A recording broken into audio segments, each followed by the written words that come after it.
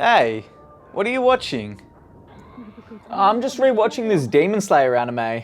Oh, let me guess, it's about people slaying demons. Actually, surprisingly no. It dives rather deep into class disparity and religious corruption. They dedicate an entire arc to the Catholic priests kidnapping young boys and forcing them to pleasure themselves in front of them. Wait, what the fuck? Really? Nah, I'm just kidding.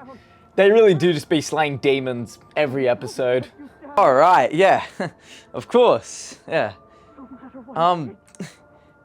You don't think some priests are really out there doing that sort of stuff, do you? I don't know. Let's ask them.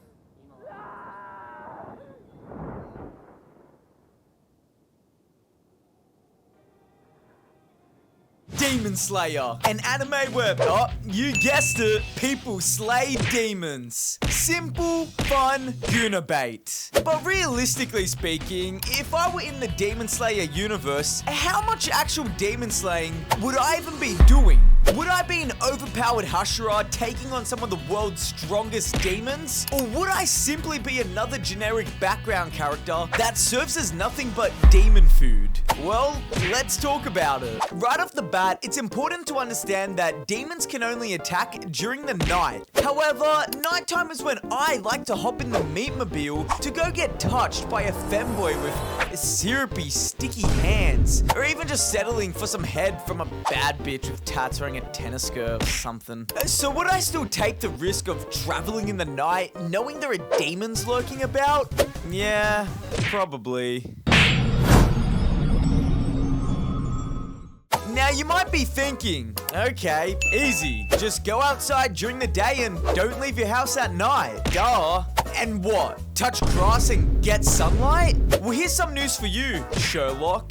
Demons aren't the only things that are allergic to sunlight. And I mean, even if you do stay inside, that's still not going to keep you safe. So if I'm gonna get brutally massacred by a demon anyway, then I at least want a baddie or a fertile femboy going down on me before or while it happens. Honestly, that would be a pretty wholesome end. Like the Titanic, if Jack was a buff ethnic gym bro and Rose was a little twink. We see many characters throughout the series escape becoming demon chowder simply by being at the right place at the right time. Our boy Tanjiro was the sole survivor of his family being massacred simply because he was late to arriving back home whilst the demon was busy feasting on his entire bloodline and little sister. So this tells me two things are important in surviving in the Demon Slayer universe: tempo and luck. Wait, tempo and luck? That sounds a lot like trying to climb ranked in League of Legends. Oh no guys, this isn't good. We gotta... So I finally grow tired of living a life shrouded in fear like that of a Victorian peasant and decide to fight back. It's time to become a... Well, unfortunately, it's not as simple of a process as walking into your local GameStop and shouting racial slurs before being escorted off the premises. In fact, there's quite a few steps you've got to undergo first. I must first be trained by a mentor, usually a former Demon Slayer. They would train me in pretty much everything I need in order to not only survive, but also fight back against the demons. From swordsmanship to total concentration breathing, as well as basic combat reflexes and survival tactics. Now you might be thinking, oh, well, a couple of days of basic training isn't too bad. Yeah, hey buddy, think years. Even Tanjiro, who is canonically like the fucking chosen one and covered head to balls in plot armor, I still had to go through this bullshit for about 2 years. And in case you forgot, you and me are not him. So we're talking at least 2 years minimum of brutal, morning to night, hardcore training, which may even just kill me before a demon does. That's 2 years of no League of Legends, no futar, no NTR, no high protein, low calorie desserts, no pokey mainstreams, no head, and worst of all, no gooning. Now all that's left to do is survive the final selection exam, where I'm tasked with surviving 7 nights in a demon-infested hell zone with no supplies or backup. The good news is, this can actually play out a number of ways. The bad news is, none of them are good. Oh man, this is even scarier than that time I had to survive 5 nights at Freddy's.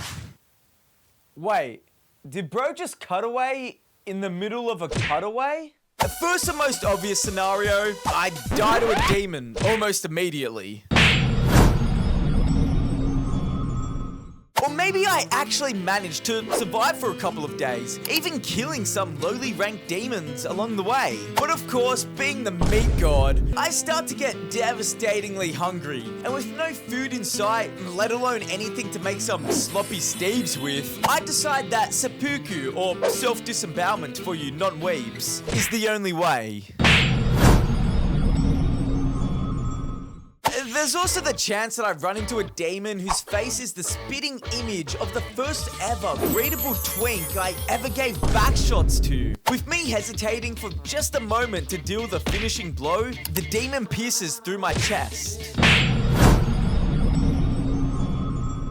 And in the instance that we survive and overcome all of that, there's still the chance of running into the hand demon. With the hand demon being by far the strongest, most cruel demon there, having eaten over 60 Demon Slayer candidates, it's a guaranteed end screen if I run into him. I'm tired. Unless you're Tanjiro or Zenitsu, you're probably not beating this thing. Just go ahead and write me down as another statistic. I'm done with this shit. Even if I do endure all of that and become a certified Demon Slayer, things don't suddenly get any easier. What if I run into a lower moon demon? What if I run into an upper moon demon? What if I get lost while walking the streets, make a wrong turn somewhere, and suddenly end up in Muzen's home? Forget becoming a Hashira, I'll be lucky enough to get a cozy job chilling at the Demon Slayer headquarters. Hell, I'll gladly be Tanjiro's little bitch and put out for him, so long as I don't ever have to go through any of this bullshit. Alright, now it looks like the Magic Meat Show is just about done giving us our final rating. And so let's take a look at our final percentages. The odds of just surviving as a normal civilian are 40%. The odds of passing the final selection exam, that's 15%. The odds of surviving your first year as a Demon Slayer out on missions, now the odds are 5%. The odds of becoming a Hashira are less than 0.01%. And finally, the odds of dying horribly and soon being forgotten about, well, that's 100%. So basically, not gonna lie, I'm kinda cooked, gang. But even if I'm not destined to become a Hashira, there's still one more important statistic that I forgot to mention. And that's the odds of me clapping some fine, big booty demon cheeks. And well, that's 1000% guaranteed, baby! Woo! Thank God, thank God, thank God, thank God!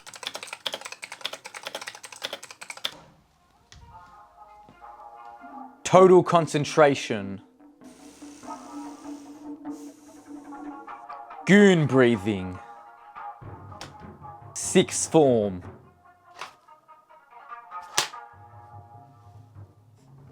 Endless whites.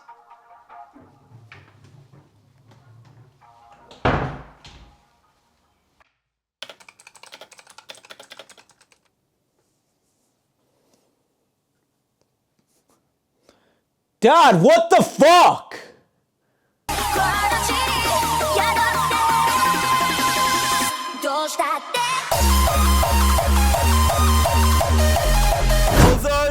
one case in which gooning is permitted.